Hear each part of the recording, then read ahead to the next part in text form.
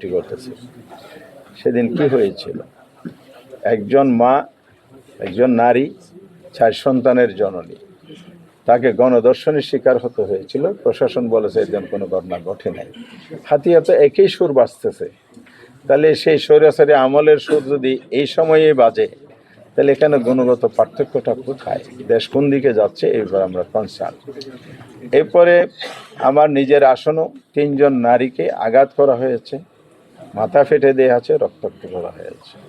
বাংলাদেশে বিভিন্ন জায়গায় অসংখ্য, আমরা 54টি জেলার রিপোর্ট সাবমিট করেছি, গণমাধ্যমে আসা রিপোর্ট, আমাদের বিভিন্ন সোর্সের রিপোর্টের ভিত্তিতে এই সহিংস ঘটনাগুলো। আমাদের আমিরি জামাত 11 দলের মিটিং করে গত পরশুদিন প্রেস ব্রিফিং করে স্পষ্ট করে দিয়েছে যে সহিংসতা বন্ধ করুন। বন্ধ যদি আপনারা না করেন তাহলে আমরা রাজপথে নামতে বাধ্য হব। আমাদের 11 দলের সিদ্ধান্ত হয়েছে, পার্লামেন্টে আমরা গঠনমূলক বিরোধী দলের ভূমিকা পালন করব, দেশ এবং জাতির স্বার্থে কথা বলবো। আমাদের বক্তব্য হলো দেশ গড়ার জন্য, আমাদের বাংলাদেশ, দেশকে আমরা ভালোবাসি, দেশকে আমরা পিছনে নিতে চাই না, সামনে নিতে চাই।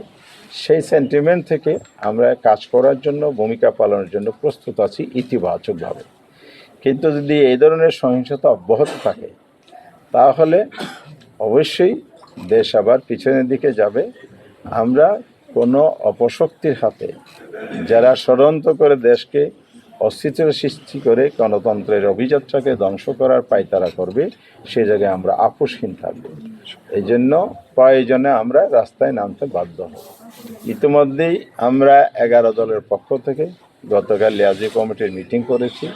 শীর্ষ নেতৃবৃন্দের সাথে আলাপ করে আমরা আগামীকাল 16ই ফেব্রুয়ারি ঢাকার রাজপথে বাইতুল মোকাররম উত্তর গেট থেকে আমরা প্রতিবাদ সভা এবং বিক্ষোভ মিছিলের ঘোষণা দিয়েছি। কারণ হচ্ছে এই সহিংসতা বন্ধ করতে হবে। বিকাল 4:30টায় জনগণকে সাথে নিয়ে আমরা এটা প্রতিবাদ করতে চাই। এত যে না থামে তাহলে আমাদেরকে রাজপথে আরও আগাতে হবে। আমরা চাই না রাজপথে রাজনৈতিক বিষয় সমাধান করতে হবে। দেশে একটি পার্লামেন্ট গঠিত হয়েছে, হয়তো 2 দিন পরে শপথ হবে। সেই পার্লামেন্টে রাজনীতির সকল আলোচনার কেন্দ্রবিন্দু হোক, এটাই গণতান্ত্রিক রেওয়াজ, পলিটিক্যাল কালচার নতুন দ্বারা আমরা তৈরি করতে চাই। কিন্তু যারা অধিক সংখ্যক আসনে বিজয়ী হয়ে সেই পথে না হেঁটে অসুস্থ পথে যেতে চান, জনগণ সেটা মেনে নেবে না। জনগণকে সাথে নিয়ে আমরা রুখে দেবো ইনশাআল্লাহ। আরেকটা বিষয় হলো সংস্কার। খানা বুট হয়েছে, এখানে অবাক হওয়ার মতো বিষয়, বিভিন্ন আসনে আপনার ধানের শীষ প্রার্থী বা তাদের জোটের প্রার্থী যা ভোট পেয়েছে, না ভোট করেছে সেই পরিমাণ।